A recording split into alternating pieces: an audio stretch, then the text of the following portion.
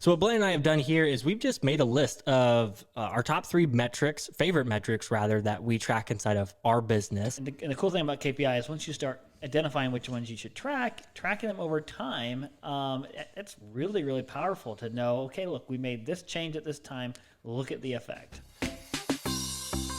You're listening to Gray's Cast, a show that shares the secrets to selling perishable food products online.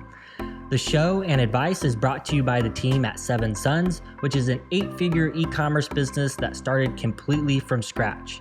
Each episode, we bring you one topic, 3 strategies, and one tangible resource to continue your learning and put you on the fast track in your own e-commerce journey. Let's begin. Not everything that counts can be counted, and not everything that can be counted counts. That's a quote from Albert Einstein, and a great introduction to this episode. So Blaine, I received an email, I think it was last week, from someone who just wanted some input on an investment that she was trying to track the return on investment on, asking a little bit for our input on how we were tracking that same investment because they knew we were implementing that tool as well. But then overall, she also mentioned that she was watching or reading the Bezos Letters book, which is a book that we recommend. Was this Eileen? It was Eileen. Of Ramstead Ranch. Yep. Shout out to you guys. Yep. So Eileen was just asking kind of more for some general information, and she actually suggested this as a podcast episode, and here we are. So again, we're always asking for your guys' feedback because that can shape what we talk about on here. But Eileen wanted us to dive deeper into what are some of the numbers and metrics that we're watching inside of our business to just measure the overall effectiveness of the business. So something they talk about in the Bezos Letters is knowing what to measure. Okay, it is really key and important to know where to spend your time, where to double down. I mean, you hear the old adage that if you don't measure it, you can't improve it, and that's true. But you have to know what needs improved, what will really move the needle. Because it takes time to track things. Yeah, like you don't want to just you can overwhelm yourself with way too many stats and figures, and so we tell a lot of people we don't track, and we have our key KPIs, and whatever we do, whether it's an enterprise, whether it's a job or a role, it's going to have its key KPIs, but we're not going to overwhelm ourselves. KPI, key performance indicator. And I do think sometimes people are surprised when they ask questions. Oh, how are you measuring the results on that? Well, if it's something that doesn't have a huge impact to our business, we're not going to bother to spend the time because the time is very, very important. Yeah. So what Blaine and I have done here is we've just made a list of our top 3 metrics, favorite metrics rather, that we track inside of our business. Well, and this is more of e-com for our direct marketing business. Yeah. And more of the digital side of it. So yeah, I have a few metrics on kind of the operation fulfillment thing that we're going to do as well. Okay. But these are basically not even necessarily talking about strictly financial numbers, because that's kind of a separate topic. Everyone, as soon as you can inside your business, you should be meeting with either a financial consultant or an accountant to put together a P&L, balance sheet, cash flow to understand the financial health of the business. Yeah. And so this is kind of aside from that. What are some metrics that we're using to track the overall effectiveness? Think about KPIs. If you're going to track them, do they represent a vital sign for your business? Like, is it pointing towards signs of life and signs of improvement? Are you going in the right direction, or do you have some things to correct? And the cool thing about KPI is once you start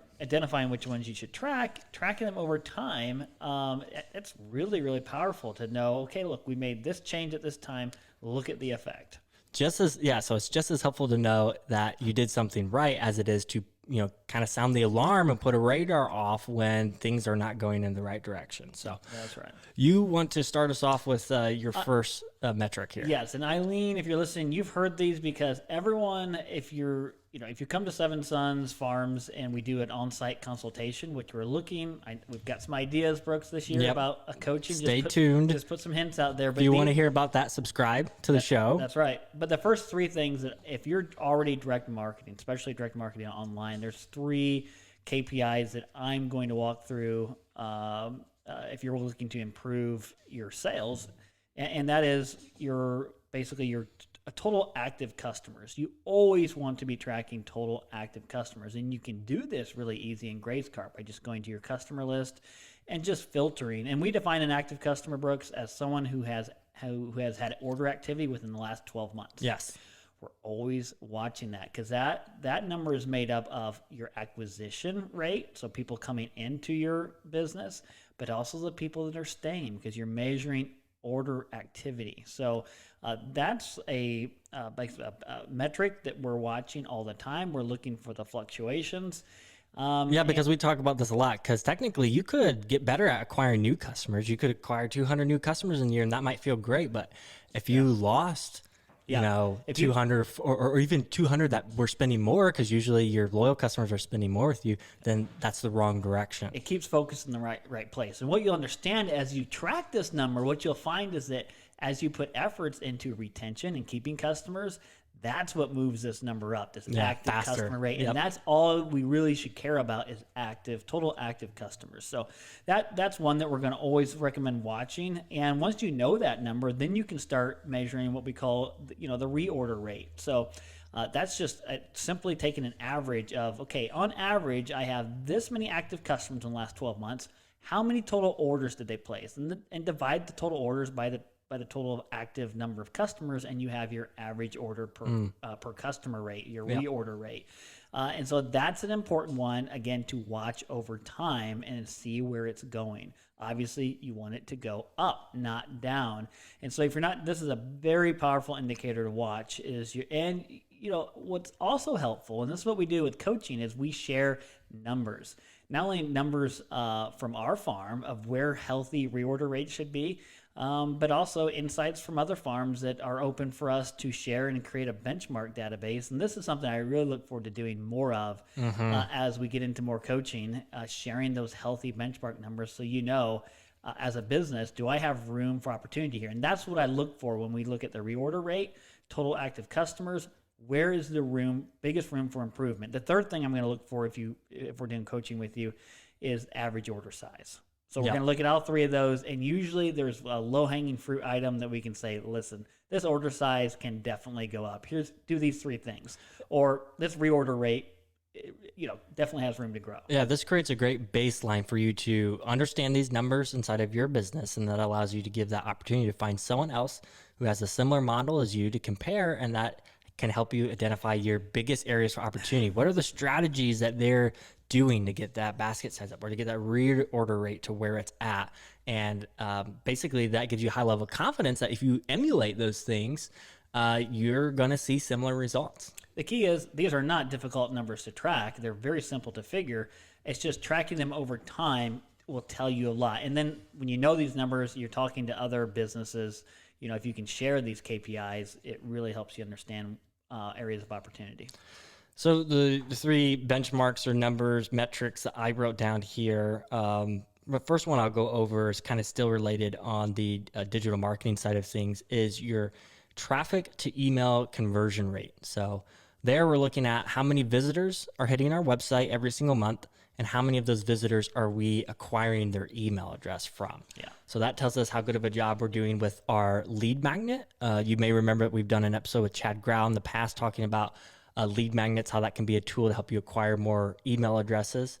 And we know that, and it's known in the e-commerce world, that email marketing is one of your best strategies you can pursue to get sales. In fact, and that's where the journey starts. We know that. That's where we start investing in that journey. We can quantify the value that an email address is worth to us. And then what we're also doing on top of that, this is kind of a bonus one that fits right under that, is we're watching our email to customer conversion rate. So that kind of just creates this little funnel for us, and it allows us to measure the different things that we do on the marketing side and how it influences those four different numbers. So out of, we have, like, say 100 people that sign up for our email list, how many of them actually buy? Purchase, become a buyer. Exactly. Yep. Mm-hmm. And I think you'll be surprised, especially if you're spending time with email marketing, you're doing a weekly newsletter and things like that.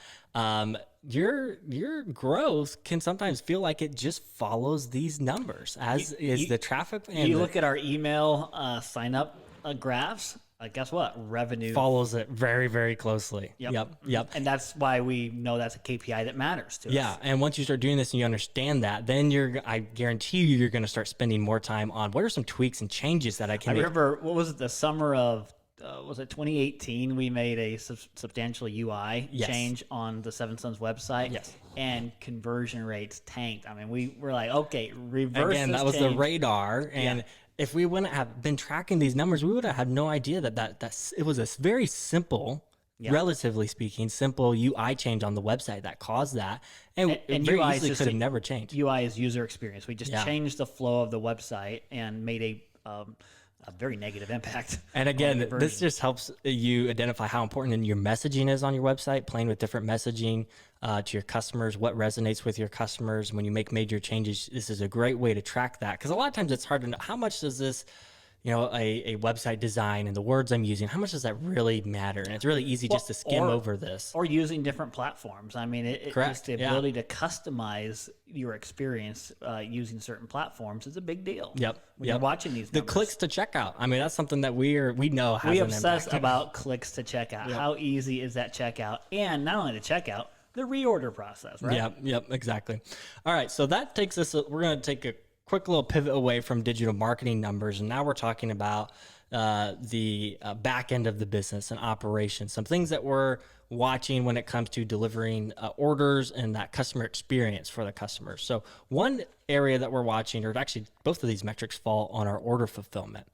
So one thing we know is that delivering a quality experience to our customers is very important. So making sure that we get all the orders packed correctly, there's minimizing the mistakes is very important for our business and to inspire people to come back and influence that reorder rate. So one metric we're watching is our fulfillment accuracy rate.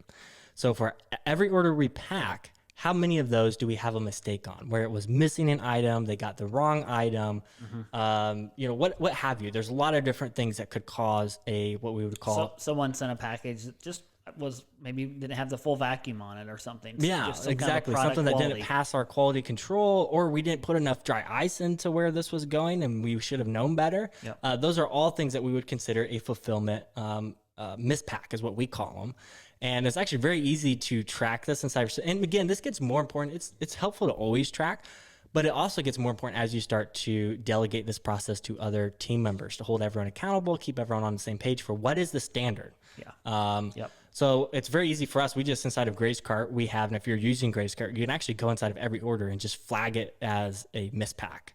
And it's a great way for you to just run a report at the end of the week, at the end of the year, however often you want to check this, see what is your accuracy rate. Yeah, if you're flagging orders for a accuracy error, I mean, you can run a report on it. At any point, you can run a report. And you can also, we have actually added this as well, which is helpful as you get to a larger scale. You can also include the fulfillment rep, so who actually packed the order as well. And that allows you to identify some trends with this and just provide that healthy layer of accountability and feedback. Most people, you'll find once you get them on your team, they want the feedback. If they care and they want to do a good job, they want that feedback to know. And you're going to identify ways that you can change things to make for a less complex fulfillment experience.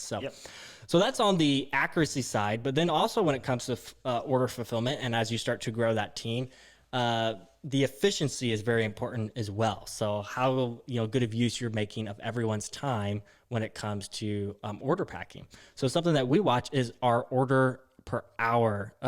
Order per hour rate is the way we're watching this. So for every hour that we spend on order fulfillment or in the warehouse, how many orders do we pack? Exactly.